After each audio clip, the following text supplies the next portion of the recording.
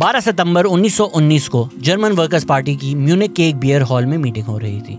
जब उधर ये जिक्र आया कि शायद बवेरिया को जर्मनी से अलग कर दिया जाए, तो एक जर्मन स्पाई इतना सीख पा हो गए कि उन्होंने खड़े होकर उस आदमी को, उस स्पीकर को सुनाना शुरू कर दिया। This man spoke with passion and aggression and venom. German workers party के चेयरमैन ने उसको उसी वक्त पार्टी ज्वाइन करने का कहा और जल्द ही वो आदमी म्यूनिक के बियर हॉल्स का बेस्ट स्पीकर बन गया। इस आदमी का नाम था अडोल्फ हिटलर।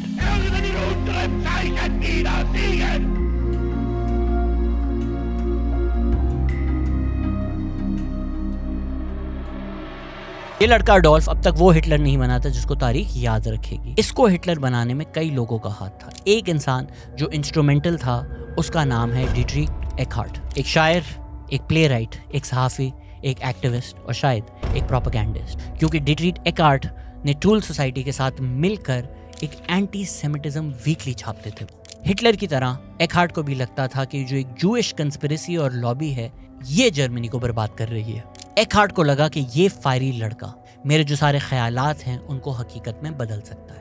एकार्ट के ख्यालात जैसे कि जर्मन रेस सबसे सुपीरियर है, जो चीज़ सुपर ह्यूमन आर्यन रेस को कमज़ोर कर रही है वो है गंदी नस्लों के साथ मिलावट। जिस तरह पाकिस्तान में भी एथनिसिटीज़ के बारे में, कास्ट के बारे में और मज़हब के बारे में अक्सर ये जिक्र किया जाता है कि कई नस्लें जो हैं वो गंदी हैं, वो कमज़ोर हैं। अगर हम अपने आप को बेहतर समझते हैं तो हम इनसे ऊपर हैं और हमें हमारा साफ खून इन गंदे खून के साथ नहीं मिलाना चाहिए। एकार्ट की नज़र में एक आलमी यहूदी कंस्पिरेसी थी जो इस ताकतवर आर्यन रेस को कमज़ोर कर रही थी, और वाइमर रिपब्लिक की जो हुकूमत थी वो इसीलिए कमज़ोर थी क्योंकि उसमें इसी गंदी नस्ल के लोग शामिल थे। एक कौम जिसको लग रहा था हम जलील हो चुके हैं, हम हार चुके हैं, जहाँ भूख है, जहाँ गुर्बत है, वहाँ एकार्ट उनको बता रहा था, लिख रहा था कि तुम लोग आर बाउंड फॉर ग्रेटनेस, और एक आदमी है जो तुम्हें उस ग्रेटनेस की तरफ लेकर जाएगा, द चोजन वन, जिसको एकार्ट ने कहा the nameless one, the messiah. और वो नजर आया एकार्ट को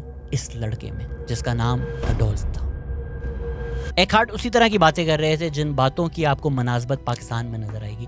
एकार्ट कह रहे थे ये ट्रेडिशनल पॉलिटिशियन नहीं होगा, ये ट्रेडिशनल पॉलिटिशियन से बढ़कर एक इंसान होगा। जिस तरह पाकिस्तान में भी आपको एक मसीहा बनाकर बेचा जाता है कि ये बाकी सियासतदानों की तरह नहीं है, ये सादिक है, ये अमीन है। और अगर आपको किसी हुकूमत को कमज़ोर साबित करना हो, किसी एजेंडा पे साबित करना हो, तो आप उन पर इल्ज़ाम लगा सकते हैं कि एक यहूदी लॉबी का हिस्सा है, ये एक कादियानी लॉबी का हिस्सा है। इमरान खान ने जब साइफर कंस्पिरेसी का पूरा ड्रामा किया था, उसके ऊपर अपनी सियासत की थी, तो उन्होंने ये दिखाने की कोशिश की थी, ये पेंट करने की कोशिश की थी कि मेरे जो सियासी मुखालिफ हैं ये लोग सारे अमेरिका के ग़ुलाम हैं। और इमरान खान के एकार्ट थे हमीद गुल। अगर आप उस वक्त की हमीद गुल की बातें सुने, ख्यालात सुने, तो वही हैं जो पीटीआई का जेनेसिस फॉर्म करते हैं, और आज तक इमरान खान वो बातें करते हैं। हमीद गुल के भी इसी तरह के ख्यालात थे कि मुसलमान जो हैं वो सबसे सुपीरियर रेस हैं, और ये जो लॉबीज़ हैं आलमी, ये पाकिस्तान को तरक्की नहीं करने देते, वरना पाकिस्तान तो एक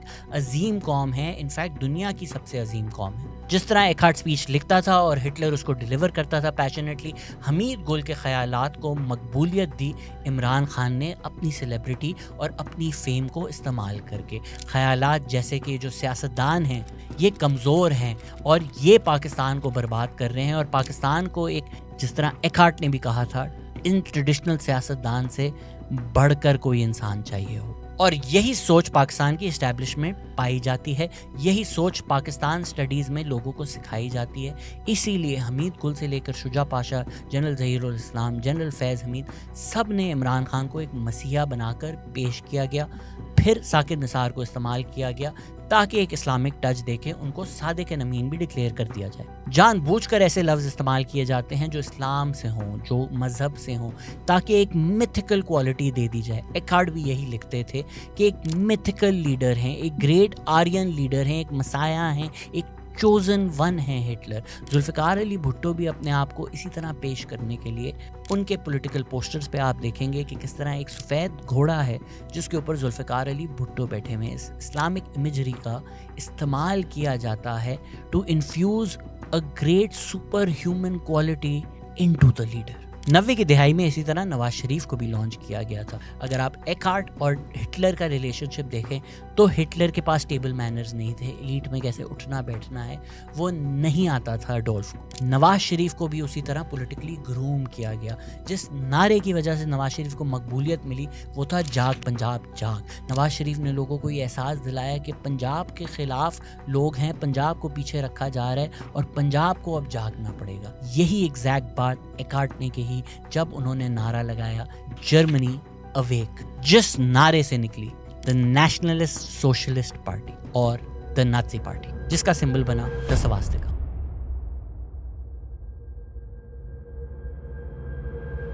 बाद में एकार्ट ने खुद तस्लीम किया कि अडोल्फ को मसाया कॉम्प्लेक्स है। साउथ एशिया के भी कई लीडर को यही कॉम्प्लेक्स था। रिसेंटली नरेंद्र मोदी ने कहा कि मैं तो बायोलॉजिकली पैदा ही नहीं हुआ।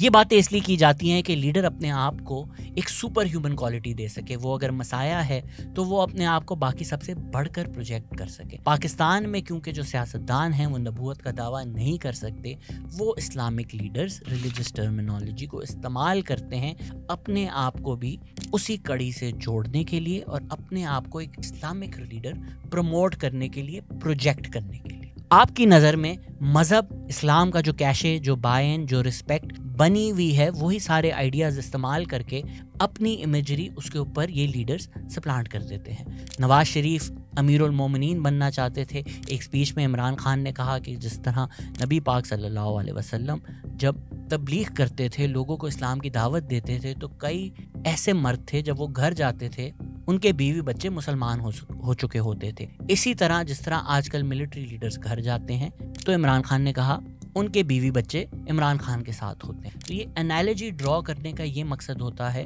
कि रिलीजियस टर्मिनोलॉजी और मज़हब को इस्तेमाल किया जाए लीडर को प्रोजेक्ट करने के लिए। जब एक बच्चे ने इमरान खान को ये कहा कि जो दो लीडर्स हैं जिनकी मैं सबसे ज़्यादा रिस्पेक्ट करता हूँ वो नबी पाक सल्लल्लाहु अलैहि वसल्लम हैं और इमरान खान है, तो वो क्लिप जानबूझकर पीटीआई ने सोशल मीडिया पे प्रोजेक्ट की।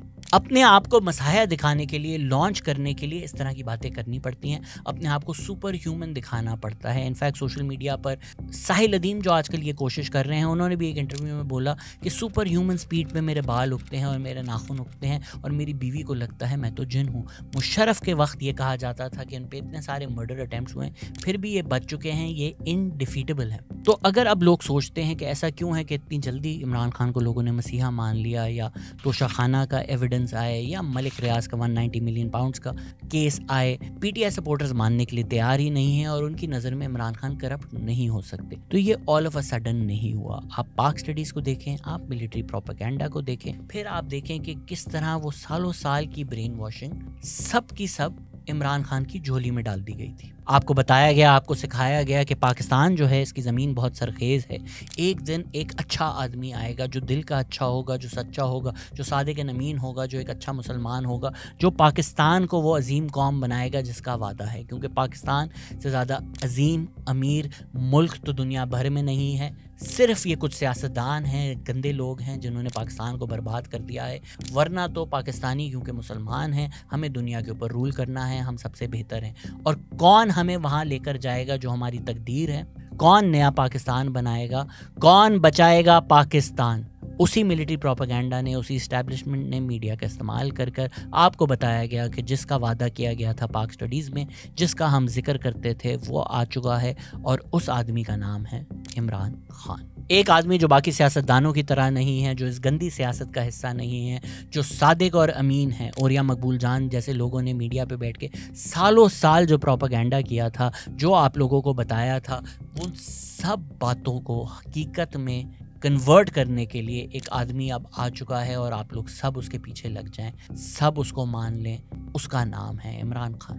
तो ये मानना आसान हो गया था क्योंकि पाकिस्तान का जो तसव्वुर पाक स्टडीज़ में दिया गया था, मीडिया में दिया गया था, डिक्टेटरशिप्स में दिया गया था, वही होता हुआ आपको नज़र आ रहा था इमरान खान में, इमरान खान की बातों में। इसी तरह जर्मनी में वो मसीहा लोगों को नज़र आया अडोल्फ हिटलर में। पर शायद मसला यही है कि जब अपने आप को आप प्रोजेक्ट कर रहे हो कि मैं मसीहा हूँ, शायद आप खुद भी यकीन करना शुरू हो जाते हैं कि मैं ही मसीहा हूँ। यही हुआ अडोल्फ के साथ। हम ये डिस्कस करेंगे अगली एपिसोड में 1923 का जो एक फेल्ड कू अटेम्प्ट था, जिसको मुहावरतन अगर कहा जाए तो उसको कहेंगे ड्रिंकिंग योर ओन कूल-एड। यही मुहावरा है जिसकी वजह से हम ये सीरीज बना रहे हैं और आपको बता रहे हैं कि क्या साइंस हैं जिनको देखो, क्योंकि ये मुहावरा आता है अमेरिका के एक इंसिडेंट में जिसका नाम है जोन्सटाउन मैसेकर। एक कल्ट लीडर जो अपने आप को एक रिलीजियस लीडर बनाकर प्रोजेक्ट करते थे, जिम जोन्स, उन्होंने एक जोन्सटाउन बनाया हुआ था जहां उन्होंने 909 लोगों को, जिसमें से 1/3 तकरीबन 300 बच्चे थे, जहर पिलाकर मार दिया। जिम जोन्स के अराउंड जब दायरा तंग हो रहा था तो उन्होंने 5 लोगों का मर्डर का ऑर्डर दिया, इंक्लूडिंग यूएस कांग्रेसमैन लियो रायन। उसके बाद उनको भी पता था उनके साथ क्या होगा, इसीलिए उन्होंने ये हरकत की जिसका उन्होंने नाम दिया रेवोल्यूशनरी सुसाइड। एक आदमी जिसको उसके फॉलोअर्स लीडर मानते थे, खुदा समान मानते थे, उसने लोगों को जहर पिलाया और गार्ड्स को बोला कि कोई अगर भागने की कोशिश करे तो उसको गोली मार दो। ये सच्चाई होती है इन फेक लीडर्स की, इन फेक रिलीजियस लीडर्स की। ताकि ये चीज़ पाकिस्तान में ना हो, इससे बचने के लिए मैं ये सीरीज़ बना रहा हूँ ताकि आप लोग तारीख से सीखें और फिर हाल को समझें। अल्लाह ना करे ऐसा कभी पाकिस्तान में हो, लेकिन हम सब ने क्लिप्स देखी हैं कि लोग इस तरह की बातें कर रहे हैं कि अगर अभी इमरान खान ने बोला तो मैं अपने बच्चे को यहाँ से फेंक के उसका कत्ल कर दूंगा। ऐसी चीज़ नहीं होनी चाहिए पाकिस्तान में। या आपको कहा जाए रात के किसी भी वक्त कि फ़ौरन ज़मान पार्क पहुँचो, पुलिस पर हमले करो, पेट्रोल बॉम्ब मारो, तुम्हारा लीडर मुसीबत में है, क्या तुम उसके लिए अपनी जान नहीं दोगे? और फिर आप जो बाहर खड़े हुए थे ज़मान पार्क के, आप जिन पर टीयर गैस शेलिंग हुई, आप अब जेल में हैं और कहा जा रहा है आप तो पीटीआई का कभी हिस्सा ही नहीं थे। तो जो लोग और लोगों को मरवा कर मसीहा बनना चाहते हैं, लीडर बनना चाहते हैं, इन लोगों से बचकर रहें।